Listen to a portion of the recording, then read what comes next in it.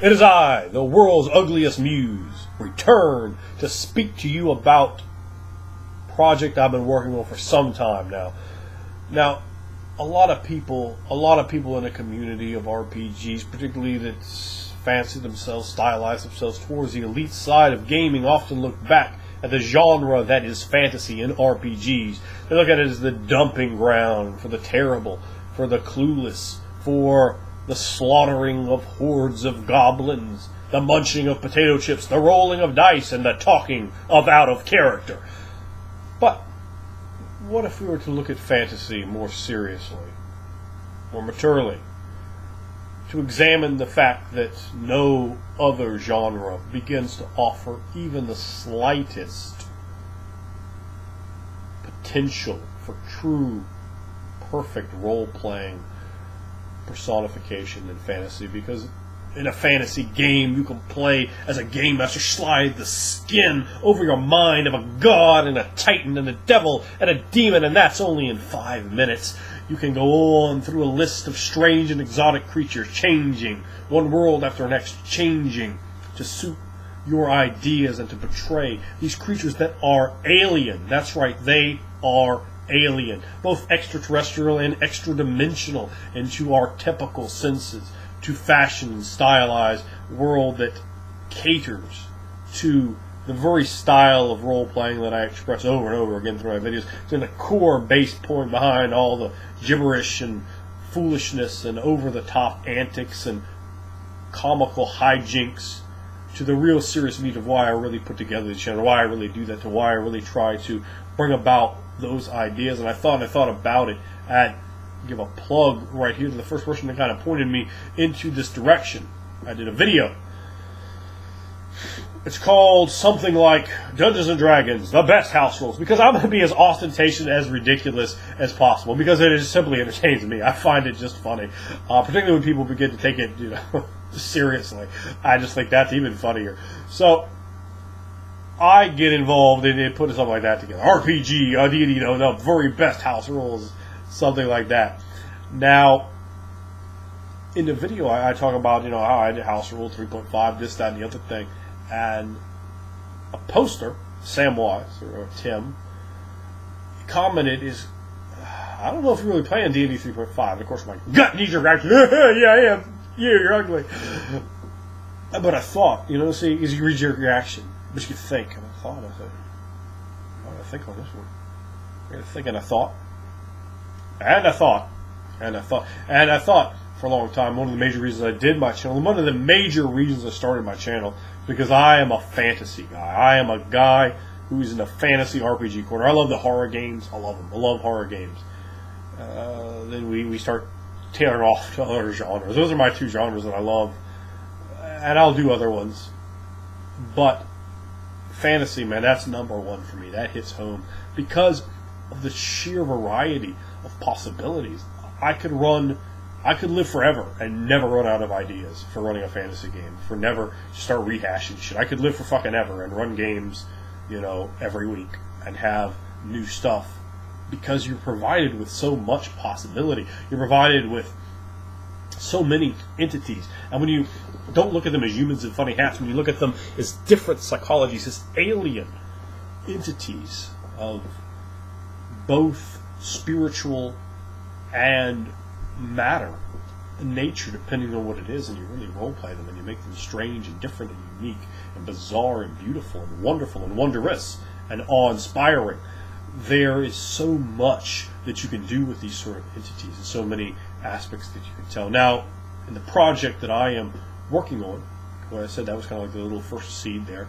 I said, at first, try to take the D20 system and make a game, and then I kind of eventually just came to the idea that that just wasn't for me. That wasn't what I was going to do. That wasn't what I needed to do, because by the point I had chopped and changed so much stuff, it wasn't really D20 anymore, and I kept chopping and changing more, and then I said, screw it, I'm going to do my own deal here, because I need to build a skeletal structure that's going to represent the foundation, fundamental aspect of what I believe in. I do not believe in a paragraph or 2 paragraphs or 3 paragraphs of explaining role-playing games. I believe in intense description and explanation. Here's the thing. when people pick up your book, that might be the first time they've ever interacted or encountered with a role-playing game. You have to shake the stigma off it. You have to engage them, to entice their creativity, to get them excited and interested, and to go, man, I want to rock and roll with this. I want to stand up and enjoy the role-playing. And what I am is an advocate, a staunch advocate, a tyrannical dictator of a certain facet form of RPG, of the deep immersive style, of using tools and tricks and ideas to make it pop for just a second is real, before it evanesces, before it evaporates back into the world with the light and the paint and the wall and the music that's playing and the people sitting there. If it can be real for just a second, if it can be perfect for just a second before we roll off that ever-spinning ball of RPG perfection. That's what I aim for. And that chase of perfection often yields not perfect results, but it gets closer, and it gets closer so many times. So to build a system that is not designed around acquiring power just for power's sake, but acquiring a character that can interact and tell a story your game master is going to get on board with, statistics that devise passion. And when you have passions, when you have characters that the game master is going to want to produce, is going to want to run, where the characters are going to be interesting. So many times you see characters in so many different games, and it can be in every game that's probably ever been put out. There are some stank-ass characters that have been played in. So I'm not going to pick on any systems here. I'm going to pick on all of them, because they just don't have enough of a focus on what you really need to do to make the character interesting, to make the character unique. Some of them are so much better at this than others. Some of them are horrendous. Some of them are very, very, very good. But I've never seen one that quite addressed things the same way as I think about them. Now, with putting a role-playing game together, you need to have a target idea. You need to have an audience. You need to have something to present. And for me, it's to present to the highest level of deep immersion possible from the skill set that I possess, to bring that into a game and to target in different ways. I have, just in videos I have, there's bits of advice that don't appear in any RPG book I have ever seen. And I have a few tricks that I haven't given away for free.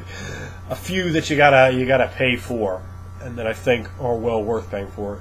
And overall, just the devising of that style. I get people all the time saying, man, I love that style you're talking about, but how do I do it? How do I get players to do it? I got people watching your videos, I'm trying to coach them, but right off the bat, when you have it right there in the game, when the game is designed in every way to push towards not a 5-foot square, not a hex movement, not range, not targeting, not condition cards, not little rubber bands, not miniatures, and not a battle map.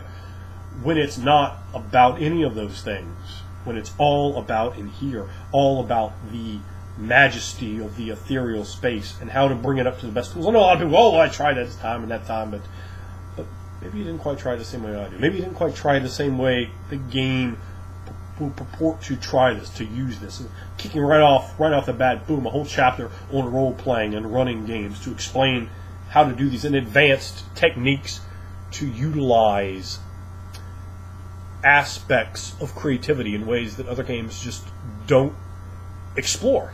And that's not just to simply just knock the game and to pat myself on the back. It's to say there are different ideas, to produce different ideas. There's games that don't want to produce heavy role-playing. They want to produce different things besides that. And we'll see, particularly recently, there's been so many games that are the same game. They're all competing for that same niche, that same slot. And for me, again, I'm not under any illusions that I'll ever make $1 million with this or anything close. You know, I might make a million pennies. Probably not though. With the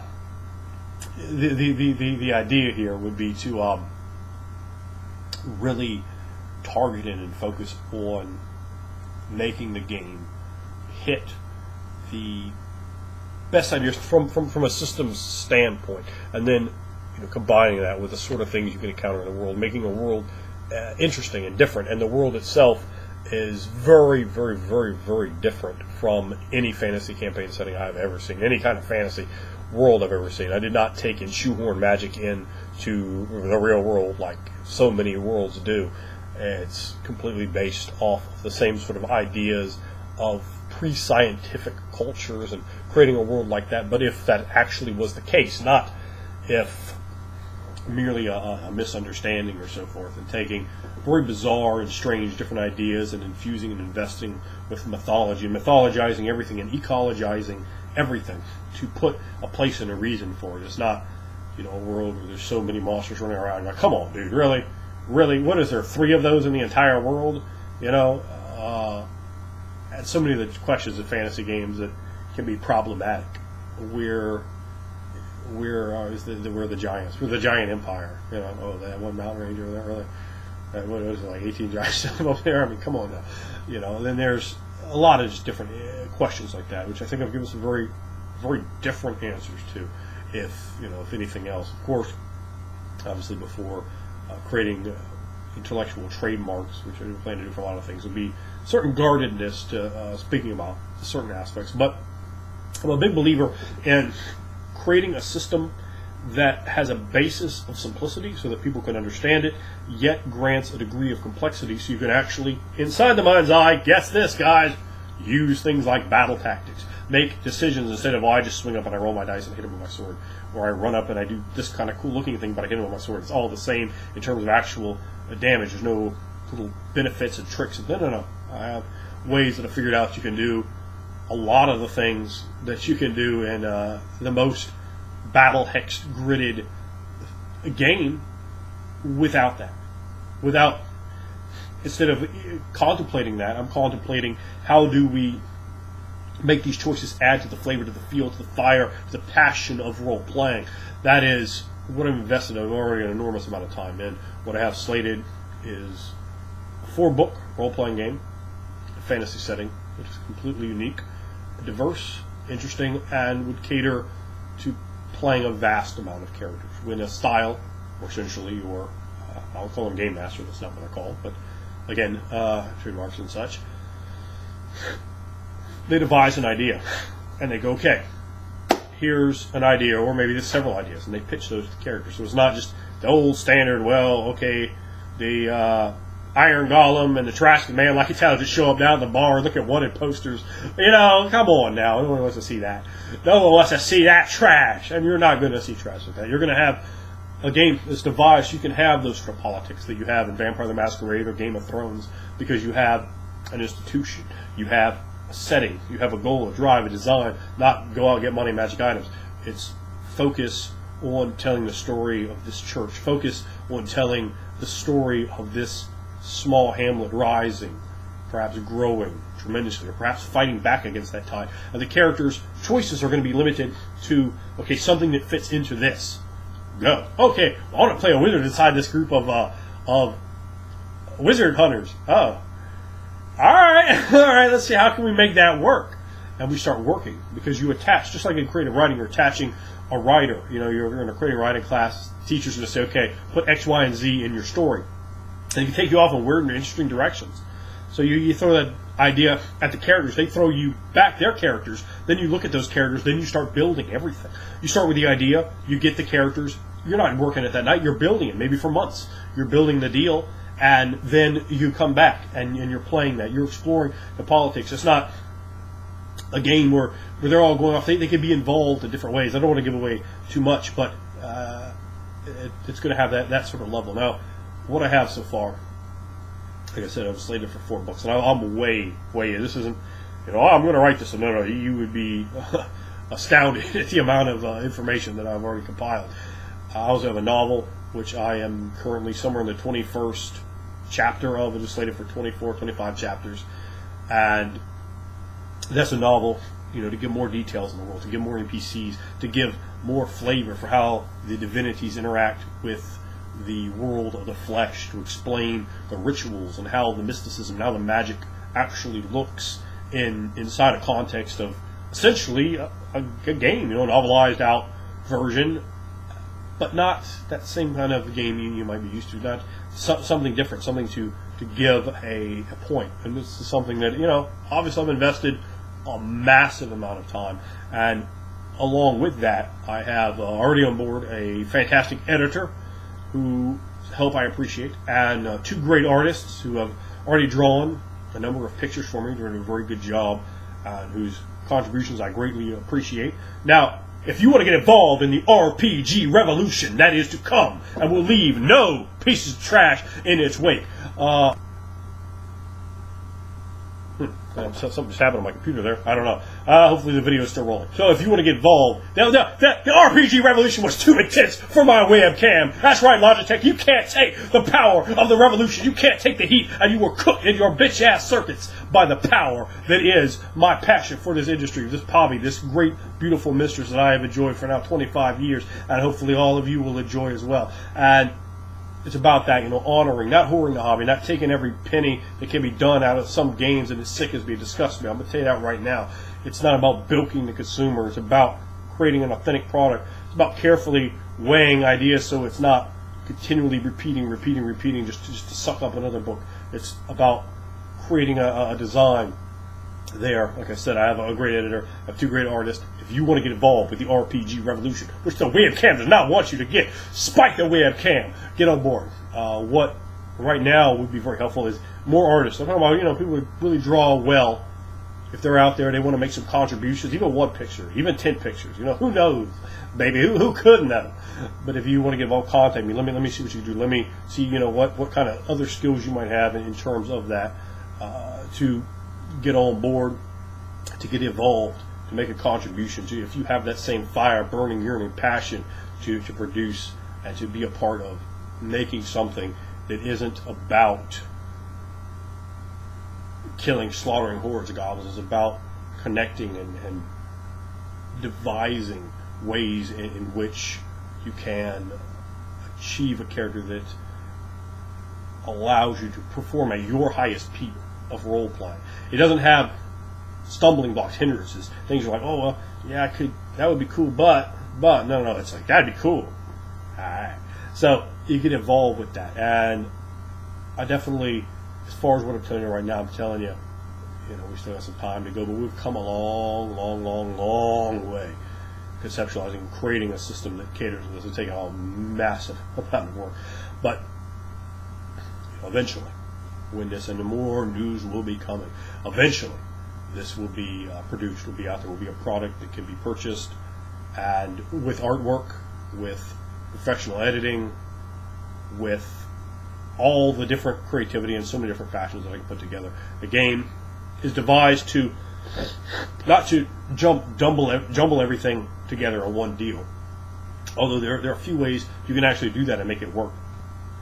And it's designed to be able to produce vast sums of different types of games and have different play levels. So I have like a basic style of a species, which you could play this group or that group, and it's not designed, oh, these are monsters, don't worry about them. It's like, well, okay, these are pretty horrible, but here's their story, here's why they're redeemable, here's how they can be interesting, here's their psychology, here's their society, here's what they're doing, here's what their purpose in this whole play in the world is.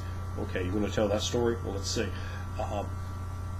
Then I have other levels, like you have that one level, and you all the way up to something like the dragons. I have designing the full way to interact and to play dragons, and how they interact, how their alternative forms are expressed, how they move around, and the political machinations that they work in. The fact that these are creatures that people are like, well, I mean, did they exist? But they aren't things people see, because if they want to walk by, they're just like you. But they might be over there whispering into King's ear. They might be forced into power. They might have different aspects. I don't want to talk too much about that, because I have some pretty intense ideas there to integrate higher and lower levels of playing, and bringing in all sorts of different ideas from role-playing games. But it's basically about telling a story, picking a part of the world and telling that story, and then, okay, how do we go here? How do we do this? Where do we move? How do we interact with things? How do these things portray? Where are the passions? Where's the beauty? Where is the reason that, say, if you had an audience that want to keep tuning in week after week, and explain really how to, in the way that I do it, to get that over as best as possible. So let me know what you guys think. Let me know what you guys feel about this aspect of what I'm talking to you about right now. And I'll just be interested to hear just off this little snippets of me streaming consciousness around on this idea of what you guys are thinking.